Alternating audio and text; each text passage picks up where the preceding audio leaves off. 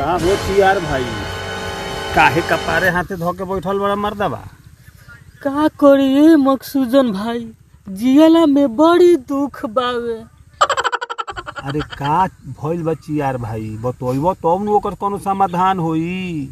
ए भाई, हमरा मौगी से लेके हमरा घरवा तक मुआए के चक्कर में लाग गइल बाड़सन। हाँ काहे हो मर्दबा? बताओ, एक भोरे से हमरा घरवा के पीछे लागल बाड़सन कि नहा लो नहा लो नहा लो। हम बोका बानी कि नहा लीलाण के दहीने जाए खटी, उहे लो ढेर तेज बनतावे। पूरा को दिन नहैला हो गइल बुरी।